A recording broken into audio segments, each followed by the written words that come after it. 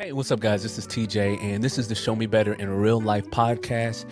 The purpose of this podcast is to help all of us to be able to grow together. And one of the ways that we're able to do that is by you telling me what it is that you would like to hear. So we know that a few of the things that this podcast is about is from the perspective of a father, a son, a grandpa. But that's not all this is. It's not just a podcast about men. It's actually something that is geared to be able to affect the entire family. And so maybe you were looking to see what the perspective of a grandpa might be. Maybe your perspective may be from the daughter of a father, and you want to know how to navigate through certain situations when it comes to that dynamic of a relationship. Wherever you are, we want to be able to hit you directly with that. And so that's the purpose of this video.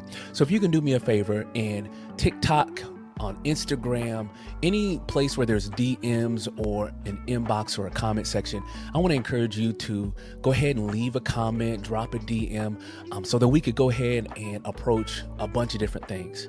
We're going to be having conversations with different types of people with different walks of life. I'm going to be telling you about my life experiences and the perspective that I have coming from where I'm coming from.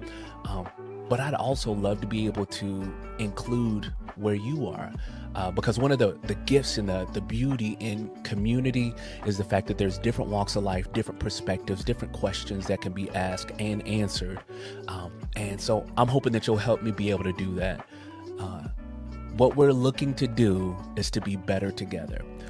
And so join this journey with me. Hey, what's up, guys? This is TJ, and this is the Show Me Better in Real Life podcast. And the goal of this podcast is to address a whole bunch of different types of things that could potentially have both of us to grow. And so for you, the listener, thank you so much for taking the time to click on the podcast. Man, you know, one of the reasons why I am so passionate about getting a podcast like this out is because, like, in so many ways, podcasts have been a major part of my growth. I want to be able to be a part of that.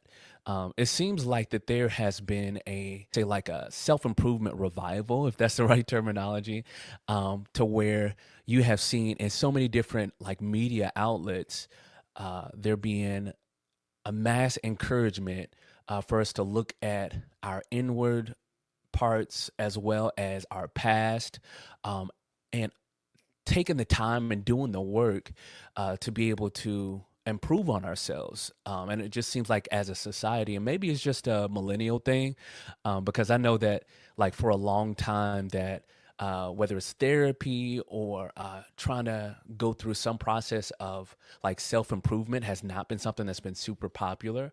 One of the things that I've noticed, like especially since COVID shut down the world a few years back, is that it gave a lot of us the opportunity to sit alone with our thoughts. And I don't know about you, but one of the things that has been a challenge for me up until a few years ago has been sitting alone with my thoughts and really making myself accountable to my parts that have been played in the areas of my life that are not as easy as what I would like for them to be. And so this podcast is kind of like me fleshing out loud like my thoughts, my spaces where I could use some improvement, like almost revealing to both myself and the world like what it is that I need help with.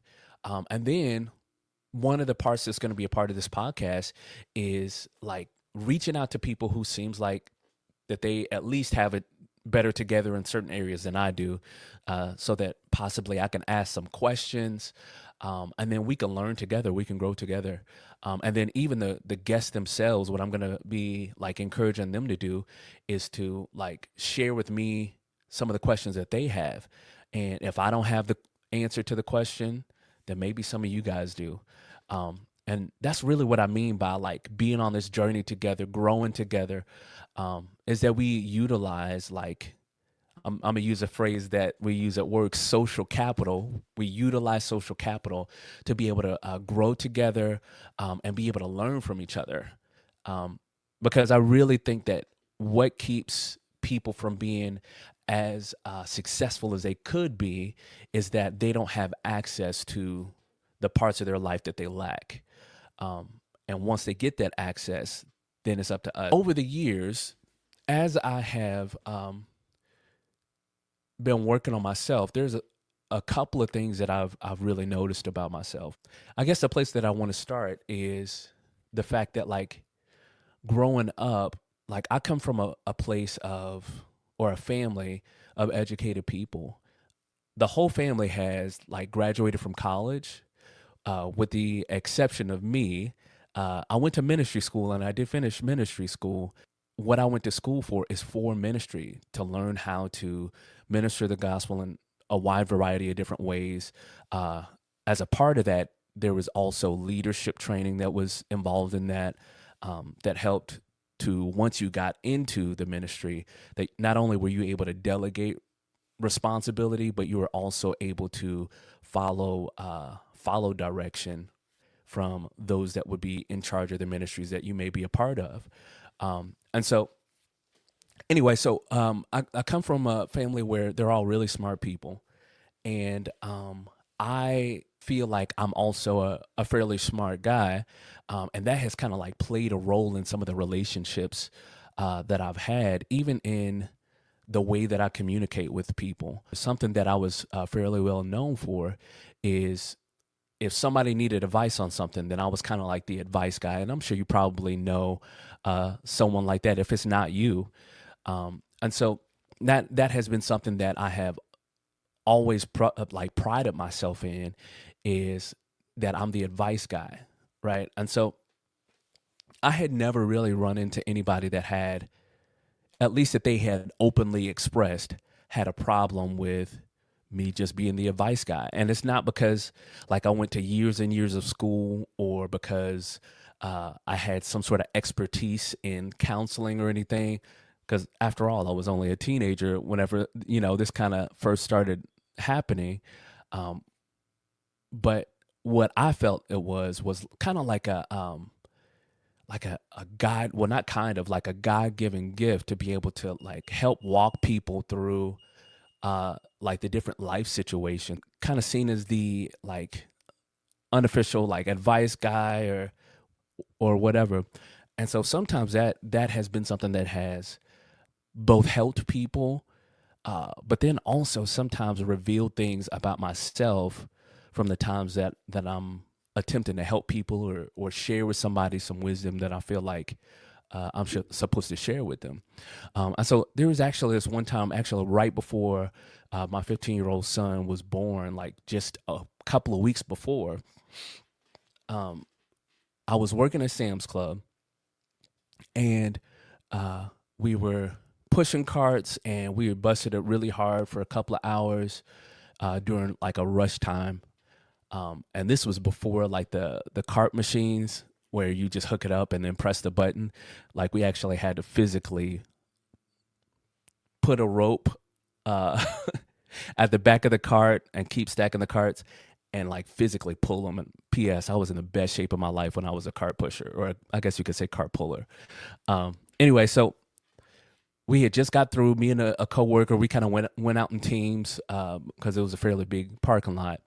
And I start to have this conversation with my coworker, and he finds out that I am in ministry school at the time. And, so he starts asking me questions, and I don't know if you've ever met somebody or been having a conversation with somebody that they are attempting to they're attempting to ask you questions, but it's not necessarily because they want an answer to the questions. It's more because they feel a type of way about whatever the subject matter is. And so they want to try to trip you up, almost as if, not necessarily that they're attacking you, but like they're, like, trying to say, boom, I got another one of those people that think this way. And so that was kind of like the vibe of the conversation. Like we were having the conversation, and this guy was asking me questions, and I was answering the questions. And then the way that I was in the conversation, I started to kind of direct the conversation to faith. And I started to share my faith. I started to share some of the reasons why I believe Jesus is the only way to heaven. And so there's a quick pause in the conversation because for whatever reason, he had to go inside or something along those lines, but he came back out and we talked for a few more minutes. And he's like, you're really arrogant. And it caught me off guard because I had never had anybody at least out loud say, you're arrogant. And, I asked him why, and he said, just because you are so sure you're just putting off that you don't think that there's any way that you could be wrong. And, you know, I sat and thought about that response that he gave me for a period of time, and ask myself, is that arrogant, or is it just being led to believe the way that you believe because of evidence that's sufficient for you? And so, we talked a little bit more, and I worked hard at not like completely rejecting what he was saying, trying to be not only open minded, but also leave room for conversations in the future that may lead to a more fruitful result. But it's something that over the years I have thought about, and it also has helped to shape some of the conversations that I have with people about everything. And if you've ever had a conversation with me, especially about something that is something that we could potentially be disagreeing on, you might notice that I may say something along the lines of, I'm not saying that this is exactly how this thing is happening, but these things lead us to believe XYZ. And I really feel like that was part of what has shaped the way that I respond to a lot of things. And it hasn't shaped my faith. It hadn't shaped like what I think about Jesus, or it hadn't changed anything. Like when it comes to what I believe, just the way that I have conversations with people. There's multiple times where I found myself in places where when I was younger, I would say whatever it is that came to my mind. And then if somebody was offended by it, then I would say something like, well, I'm just shooting it straight. Or I would say, well, it's not my fault that you're offended. Just real gaslighty comments, as if the person that's in front of me is an argument to be won. And I think that particular interaction, along with other like interactions that I've had with people, have helped me to realize that even in the disagreements that we have, and I could be 100% right or 99.999% right about certain things, but I still have to treat people as if they're people. And so one of the things that I have found myself consistently working towards is analyzing what it is that is going on. And I guess an easier way of being able to say that is like I've been working on my situational awareness. The fact that when you're dealing with people, you're dealing with human beings. And in that humanity, like there are pieces where you have to submit to the love that you have for that person as a human being or as a family member or as a friend. You also have to use wisdom in the way that you navigate through some of those conversations. And it's not because they have control over you, but it's because you care about them as a person. You don't want to just come out trashing whatever it is that you're talking about. um, because then you remove yourself from the space of like having the responsibility to care for who's in front of you. Um, I also think about, am I being arrogant in the way that I'm thinking about certain things? Or am I doing the work of researching what's being talked about, or being honest and saying, hey man, I can't speak to XYZ thing because I just genuinely don't have enough experience. I don't have enough information to make a solid claim on these things. But then not just stopping there, but saying, I'm willing to go back and check this thing out so that we can continue this conversation. Um, I think there are so many things that get in the way of healthy, fruitful relationships. Um, and I think if we're honest, I'll say in the culture that we're in, it is popular to say, make a claim, and then not really have anything to base that claim off of, and then say, you're responsible for acknowledging the way that I feel about something, or you're responsible to subject yourself to this truth without any type of experience with it, just taking my word off of it. Um, and then if they don't, then almost kind of like pushing those people away. And it's hard. It's something that's kind of hard to think about. You know, one of the ways that it has been challenging for me is in raising my kids. Uh, it would be super easy, and man, I've been guilty of this, for me to, because my kids being kids have rubbed me the wrong way, or made me frustrated, or gotten in the way of um, me doing something that's going to help benefit the entire family. Now all of a sudden, unless you're doing exactly what I've told you to do, I'm always in a bad mood. There have been times where I've been guilty of the same thing in my marriage, where I'm like, I have done all of these things, and so you should just do what I ask you to do, because I'm sacrificing myself, maybe even in some ways that you're not even asking me to sacrifice myself. Uh, there was a period of time whenever my wife, and some of you guys know this story just from past podcasts, the Tyler Gang podcast that my wife and I did last year, that hopefully soon we'll be getting restarted. But we've got this podcast and her podcast that she'll be starting here soon.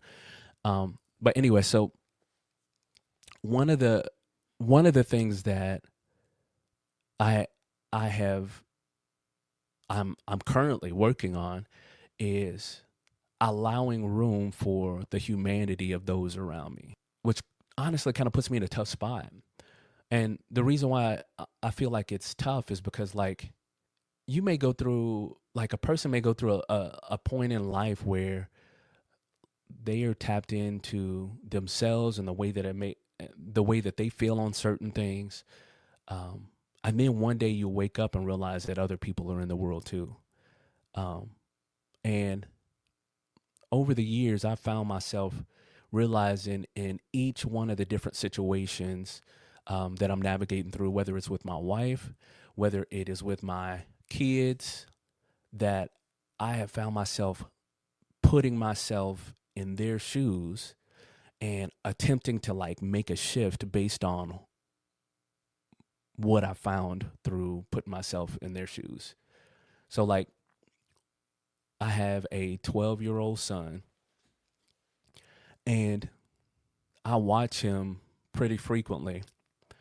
And one of the things that I notice is that a lot of the things that my son David does, I did when I was a kid. A lot of the discomforts, the insecurities, the random noises that he makes throughout the day. Some of the key differences that there are between us is, number one, he is adopted, and number two, I didn't get caught, right? So when I was younger, I was a much better liar than he is. Like when he's lying, he kind of does this, like his eyes kind of squint like this, and he starts to look off. And I think it's because I got I got more spankings whenever I was his, close to his age and younger. Uh, I just got better at lying, and so whenever there's a time where he is being dishonest or he's broken one of his devices or toys or something like that, like I immediately, because I know how much it cost, I know that it's going to be a while before he's able to get something else. I find myself getting really upset and frustrated and wanting to yell, and sometimes I do. But more often than not, I found myself thinking, "Man, I did that. I just hit it better." And you know, in the middle of me trying to be better, relationships begin to get more difficult. And everybody has like their things, right? Big moments in their life that like transform the way that they do things. And one of the big moments in my life was whenever my daughter passed away. Like it totally crushed my world, and I was in autopilot for like 10 years, to where it's not that I didn't love anybody during that period of time, because I absolutely did, but I just wasn't emotionally available, like in a genuine way, for about 10 years. Um, and, in some ways, uh, I was hoping to have like people that were willing to do the same thing that I've been doing with my kids and with my wife, which is put myself into their shoes. I was looking for somebody to do that for me during that time. Um, and I did a lot of blaming and silently frustrated about the fact that I felt so alone during that time, um, on other people. And don't get me wrong, uh, there's definitely ways that people who were in my life could have showed up better for me during that period of time. Uh, but the question that has been running through my head here recently is what if the problem was me?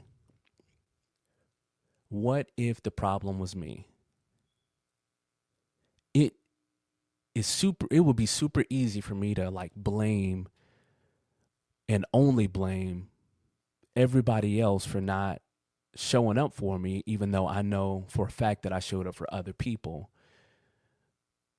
But what if the deep relationships that I was desiring weren't able to be accomplished because of the arrogance that the guy was telling me about?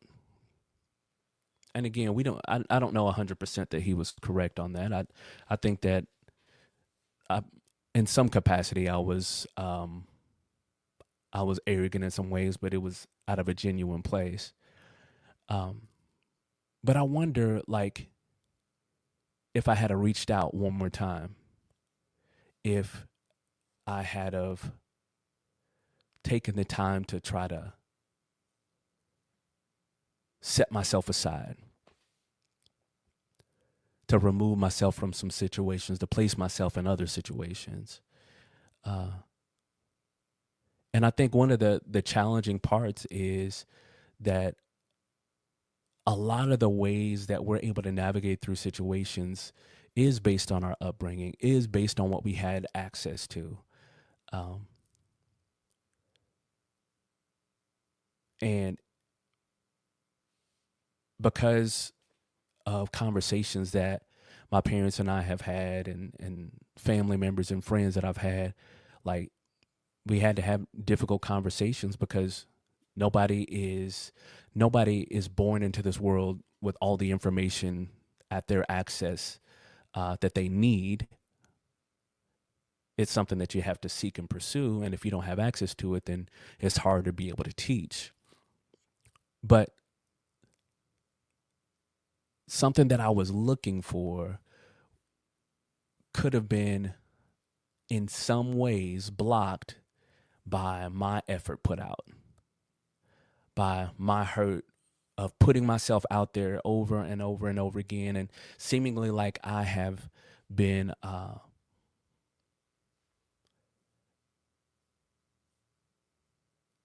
expressing my need without it feeling like it's being received, like the message wasn't being received.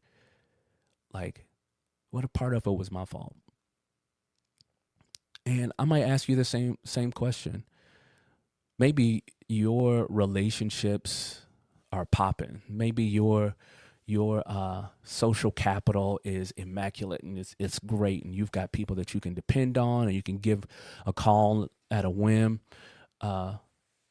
Maybe in the area of providing for your family, you're killing it. Maybe in your school, you are Stuco president, you are a quarterback, you are a top cheerleader, you are the captain of the chess team, whatever it might be. But there's still something that's kind of like missing. What I would encourage you to do is ask yourself, are you self-sabotaging? Sometimes what we can do is we can find ourselves in a comfortable place, sometimes even comfortable in dysfunction.